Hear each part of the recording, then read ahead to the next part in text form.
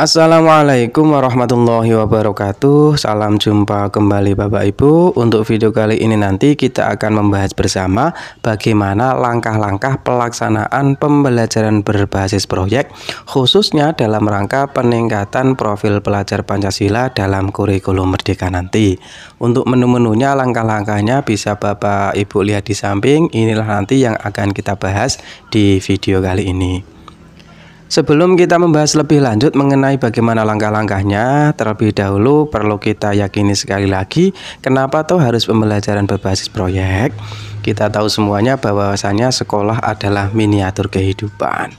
Di dalam sekolah, anak tidak hanya belajar tentang teori, tentang konten, dan tentang materi saja, tetapi sebisa mungkin kita memahami kepada siswa bahwa di sekolah ini anak-anak harus belajar tentang kehidupan. Bagaimana mereka berlatih bekerja sama, bagaimana mengungkapkan ide dan pendapat, bagaimana memecahkan sebuah masalah, tentang tanggung jawab, tentang disiplin, tentang kepedulian, pokoknya sesuatu hal yang mereka butuhkan ketika nanti mereka lulus, ketika mereka nanti terjun di dalam masyarakat.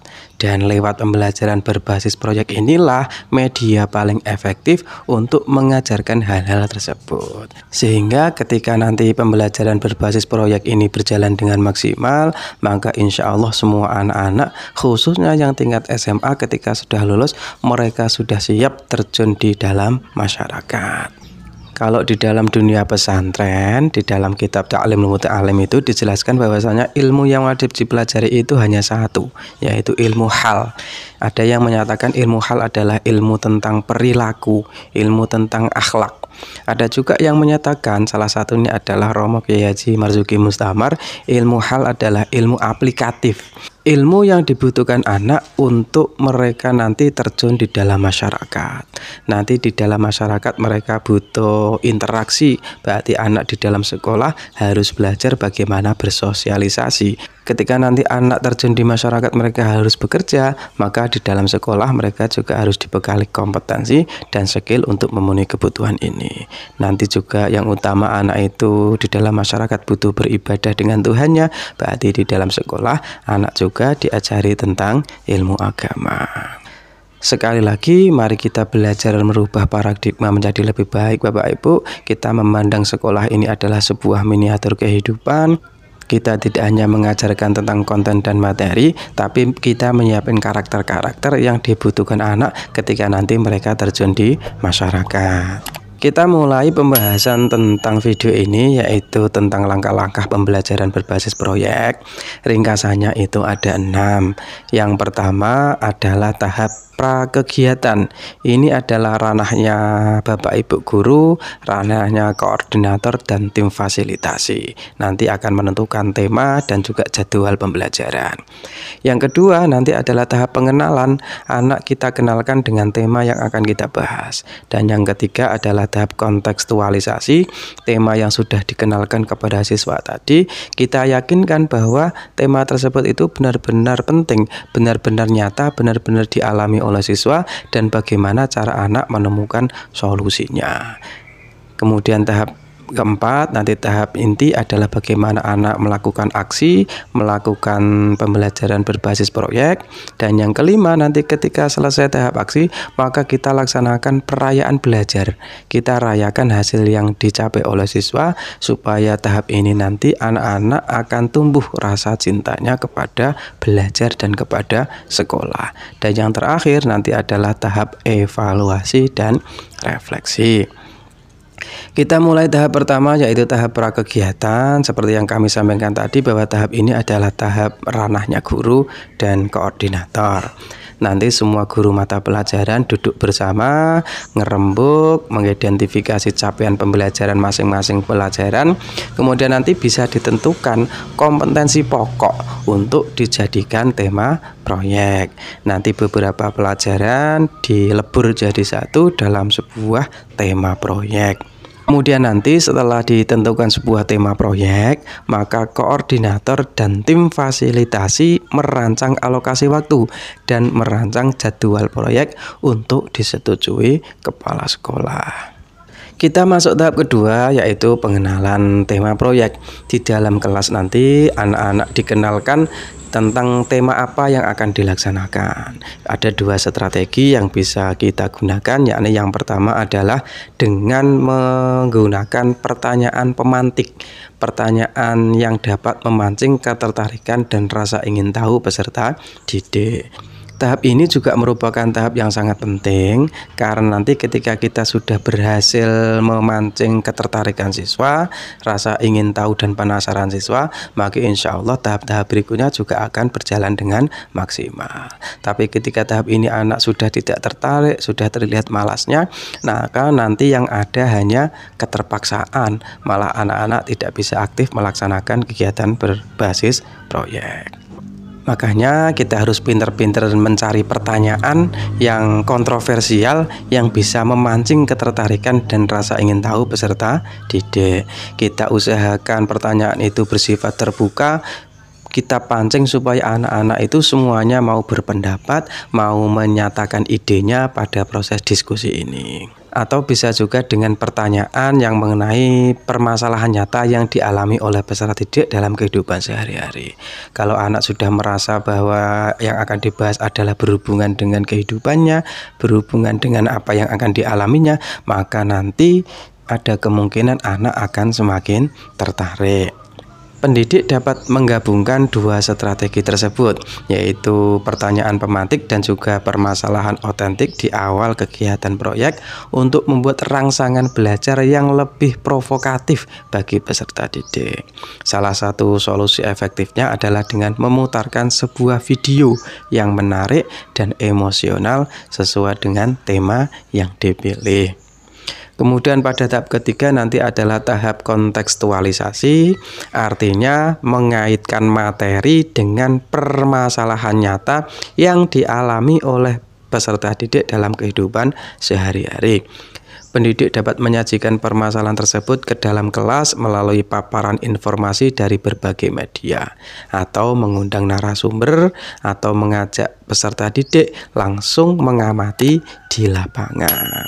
Intinya pada tahap ini adalah anak-anak semakin yakin bahwa yang akan dilakukan nanti, yang akan dijalankan dalam proyek nanti benar-benar berhubungan dengan mereka.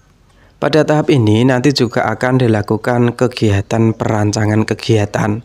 Yang pertama adalah perencanaan, yaitu secara kolaboratif guru dan siswa merencanakan bentuk kegiatan dan bagaimana aturan main. Kita sebagai guru dan fasilitator tentu sudah punya gambaran awal tentang kegiatan ini.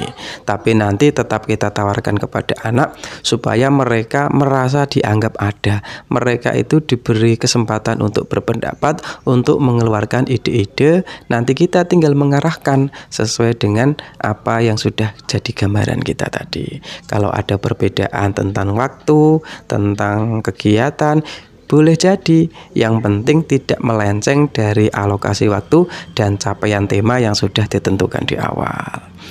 Dan tentunya nanti setelah ada rencana kegiatan berarti nanti menyusun jadwal, sekali lagi anak dilibatkan untuk berpendapat, dan yang terakhir nanti juga menentukan bahan apa yang diperlukan untuk kegiatan proyek tersebut. Apakah bahan itu nanti disediakan sekolah, apakah dari anak-anak, nanti tinggal kesepakatan bersama. Pokoknya dalam kegiatan ini kita beri ruang seluas-luasnya anak untuk mengungkapkan pendapatnya, untuk mengungkapkan ide dan gagasannya, supaya mereka nanti terbiasa untuk berani mengungkapkan ide-idenya. Dan sekali lagi kita harus mengapresiasi semua ide, semua gagasan dari anak-anak, supaya mereka semakin berani untuk mengungkapkan ide dan gagasannya.